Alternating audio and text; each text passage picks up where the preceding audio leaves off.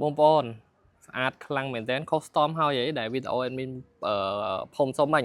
គឺបញ្ចូលពួក off road ជាមួយនឹងប្រភេទពួក speed ដែលវាមាន gyro ត្រិះបានលឿន70គីឡូម៉ែត្រក្នុងម៉ោងហើយមើលទៅ fix ស្អាតមែនទែនបងប្អូន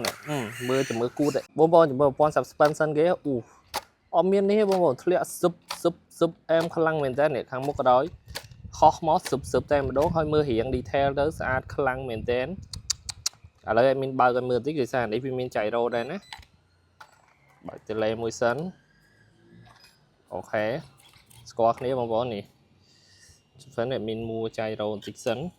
យើងមួបានទាំងអស់ហ៎អូខេ 100% ហើយនេះបងប្អូនឃើញទេឃើញទេតែកូដងាកទៅគឺវាឲ្យត្រង់ហ្មងអញ្ចឹងពេលដែលរត់ចូលកលុកចូលអីក៏វា control ស្រួលដែរហើយត្រីស្រួលទៀតតោះឥឡូវឲ្យមានសាកតិចចង់ដឹងរត់ស្អាតអត់បងប្អូនតោះ1 2 3ចាប់ដើម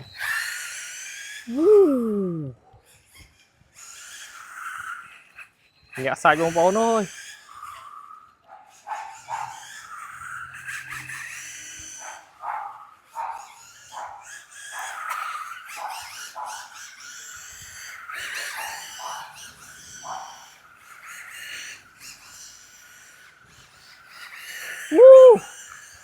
បងប្អូនM82 ត្រី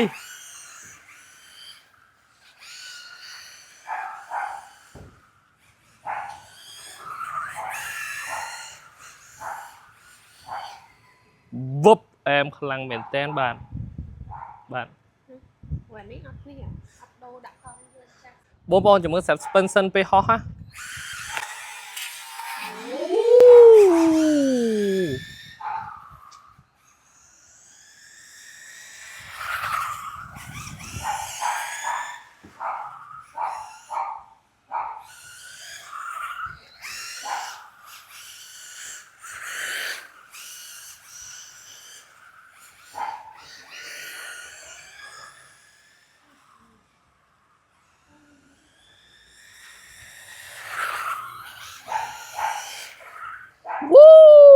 កប់សេរីមែនទេបងប្អូនលេងសប្បាយកប់ហ្មងM82លេងប៉ុណ្ណេះនោះមិនសប្បាយទេកប់សេរីមែនទេនិយាយទៅគឺកប់អូខេតម្លៃវា100ជាងបងប្អូនព្រោះមូលហេតុអីយើងយកអានេះប្រភេទ Hypergo ដែលតម្លៃវា100ជាងស្រាប់ហើយចូលមក custom មួយសម្បូរបែបនេះអញ្ចឹង